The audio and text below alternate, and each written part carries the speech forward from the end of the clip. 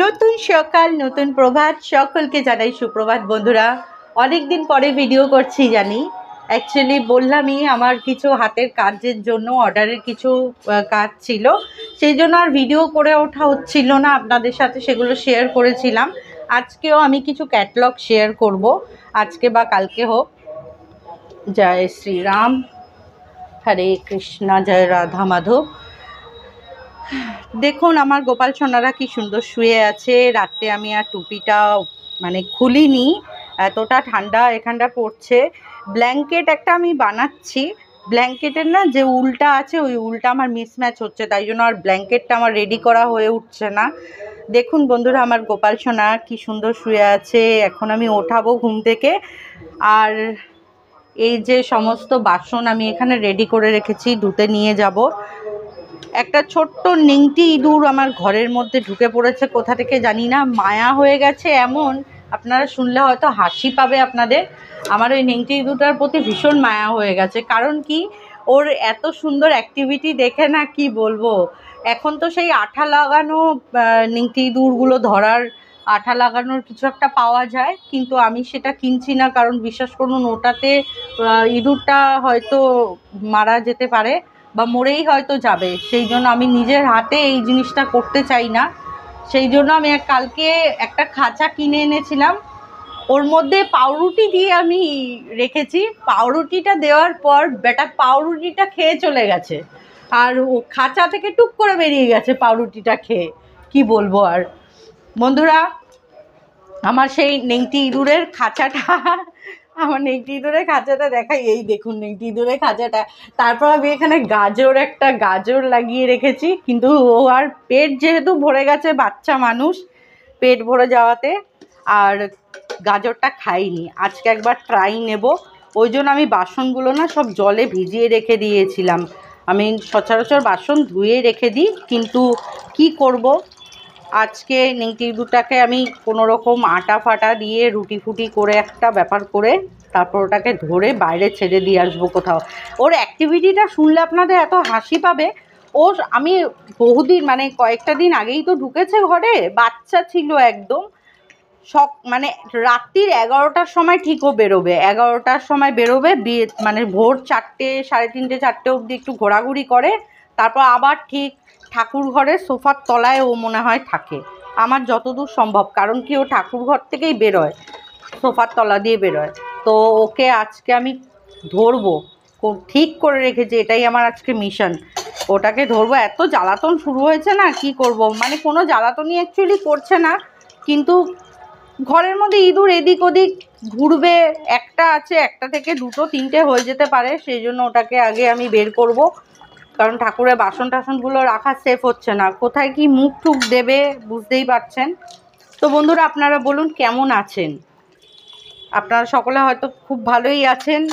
দেখুন লাইফে ups and down থাকবে, ভালো যে সবাই আছেন আমি জানি না, কিন্তু ভালো থাকারই চেষ্টা করুন। হাসিটা বা ভালো থাকাটা খুবই মূল্যবান আজকের ডেটে দাঁড়িয়ে, কারণ খারাপ সময় তো সবারই আসে, ভালো সময়টা কাটানোটাই হচ্ছে একটা চ্যালেঞ্জ আমার মনে হয়। তো যতটা পারবেন খারাপ সময়ের মধ্যেও হাসার চেষ্টা করুন, ভালো মুহূর্তর কথা মনে করুন, ভালো মুহূর্ত কাটান, তবে গিয়েই হয়তো ভালো থাকবেন।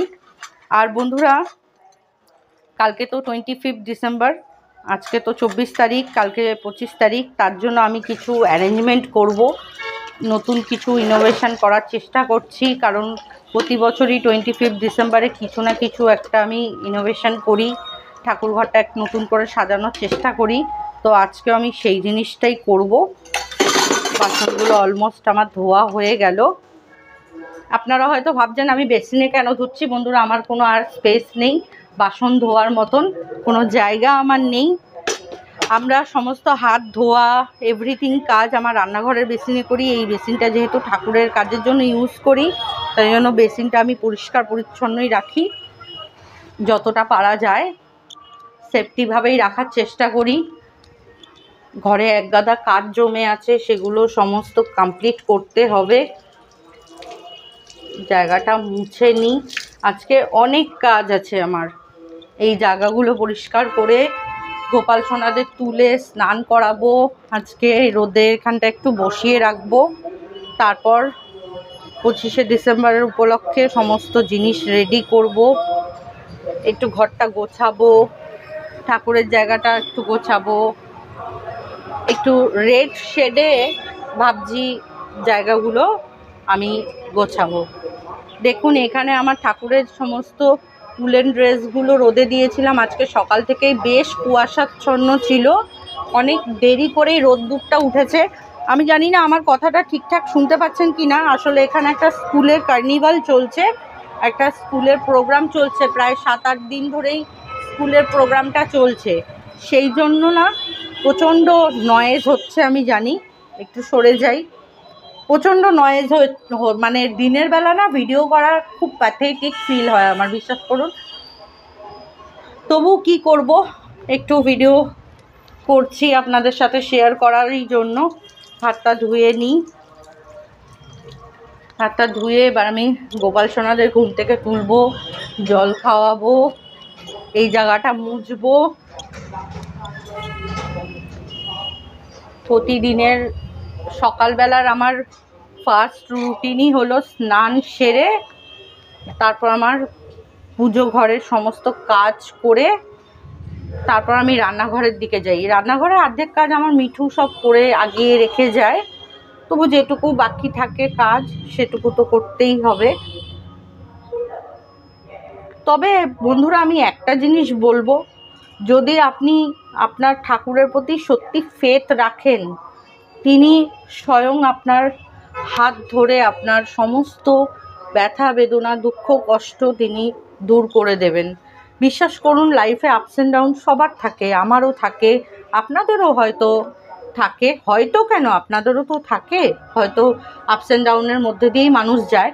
কিন্তু আস্থাটা হারিয়ে ফেলবেন না, আস্থা রাখুন রাধা গোবিন্দের প্রতি, বা আপনাদের কুলদেবতা যাদের পুজো করেন তাদের প্রতি আস্থা রাখুন বন্ধুরা, সমস্ত প্রতিকূল মুহূর্ত তিনি কাটিয়ে দেবে।